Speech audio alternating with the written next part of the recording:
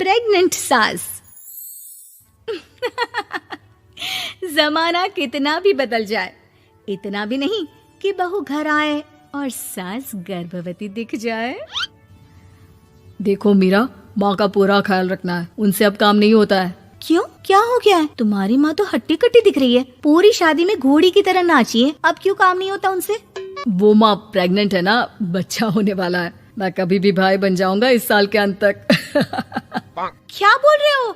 वो सर पर हाथ रखकर बैठ जाती है। यार, पहले क्यों नहीं बताया? कैसा मजाक है ये? झूठ बोल रहे हो ना? हाँ, झूठ बोल रहे हो ना? तभी ससुर की आवाज आती है। बहू, पानी गरम कर दे, तेरी सास को दवाई देनी है। समय पर दवाई ना दी तो परेशानी हो जाएगी। और हाँ, जरा काजू पीस कर दूध में मिलाकर ले आना। तेरी सास खुद से तो अपनी संभाल करेगी नहीं। हे भगवान, ये मैं क्या सुन रही हूँ? ये ससुर जी को क्या हो गया है? मैं क्या सोच कर आई थी? हाय रे, मैं तो किसी को मुंह भी नहीं दिखा पाऊंगी। अब ये रोना धोना बाद में करना, पहले गर्म पानी कर दो, माँ को दवाई देनी होगी।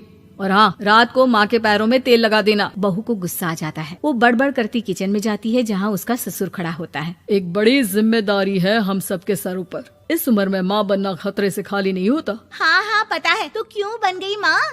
अरे खतरे से कम नहीं है तो क्या जरूरत थी लल्ला पैदा करने की? कैसी बात कर रही हो बहू? क्या तुम खुश नहीं कि घर में एक नया मेहमान आएगा, छोटे छोटे पैरों से पूरे घर में घूमेगा? पिताजी, ये हाथ जोड़े आपके, आप यहाँ से जाओ। ये शायरी बाद में बताना, अभी मैं पानी गरम करके थर्मस में दे देती हूँ। सारा दिन पिलाते रहो गरम पानी। और हाँ, ये बच्ची की बात बार बार मुझसे कोई नहीं करेगा। बहू का पारा अब चढ़ा ही रहता था। वो काम तो सारा करती, लेकिन किलस किलस कर। मीरा सारे काम से फुर्सत पाकर बैठी होती है कि माँ का फोन आ जाता है। बेटा, बहुत बड़ी जिम्मेदारी है तेरे सर पर, अच्छे से निभाना। ससुराल में हर किसी को खुश रखना वैसे तो मुश्किल है, लेकिन भगवान ही हिम्मत देता है बहू को हर कुछ सहकर सबको खुश रखने की। क्या बड़बड़ किए जा रही हो माँ? जानती भी हो कि यहाँ क्या चल रहा है? मेरी सास, अरे तेरी सास तो देवी है देवी। कितने खुश हो रहे थे सारे तेरी सूरत देख देख कर। पता नहीं जैसे बहू नहीं कोई मन मांगी मुराद मिल गई हो उन लोगों को। अरे बात तो पूरी सुनो। मन मांगी बुरा तो पूरी हुई है। अरे मेरी सास को बच्चा होने वाला है, प्रेग्नेंट है वो। क्या बकवास कर रही है मीरा? ये बात किसी को कहना मत। मुझे तो बता दिया, लेकिन अब अपनी जबान सिल ले। कहाँ है तेरी सास? बात तो करा मेरी। पूछू जरा, पोता पोती खिलाने की उम्र में खुद का बच्चा खिलाने का शौक कहाँ से आ गया? और आया भी तो बताना तो चाहिए था।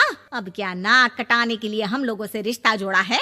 रुक, तेरे पापा से बात करती हूँ। मीरा फोन रखकर लेट जाती है। वो एक सपना देखती है कि उसकी गोद में एक बच्चा खेल रहा है। भाभी की गोद में कितना खुश दिख रहा है ना? लग ही नहीं रहा कि भाभी है। मैं तेरे लिए क्या लाया हूँ, सोने की बालियाँ। तेरी शादी में तो मैं बुढ़ा हो जाऊंगा ना। अरे कैसी बात कर रहा है बेटा, इसकी जिम्मेदारी तो तू ही लेगा।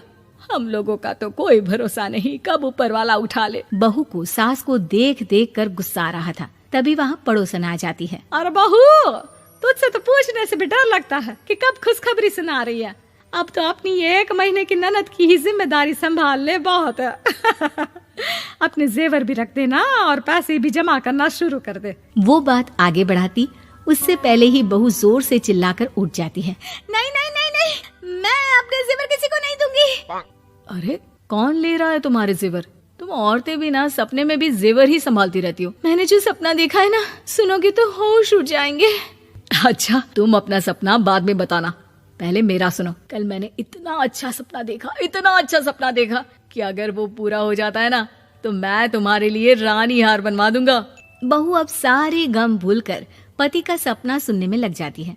अरे क्या सपना था, बताइए ना। बोलिए भी तो, क्या सपना है? मैं पूरा कर दूंगी अगर बात रानी हार की है तो। बोलिए बोलिए। मैंने रात को सपना देखा कि माँ को बेटी हुई है और मुझे बहन। सच्ची, इस घर में बेटी हो जाए तो मैं तो झूम ही उठूं। मीरा का मुंह बन जाता है।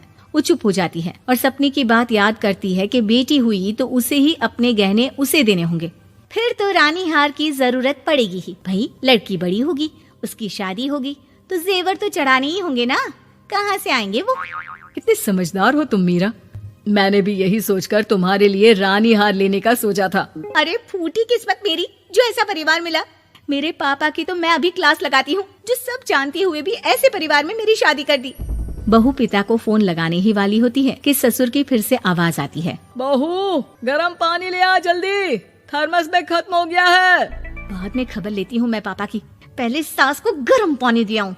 बहू अभी किचन में काम कर ही रही थी कि मीरा के मम्मी पापा आ जाते हैं। वो हाथ में ढेर सारे फल लेकर आते हैं। मीरा के पिता मीरा के ससुर से कहते हैं, लीजिए भाई साहब, ये फल रखिए, बहन जी को खिला दीजिएगा। वैसे कैसी है उनकी तबीयत?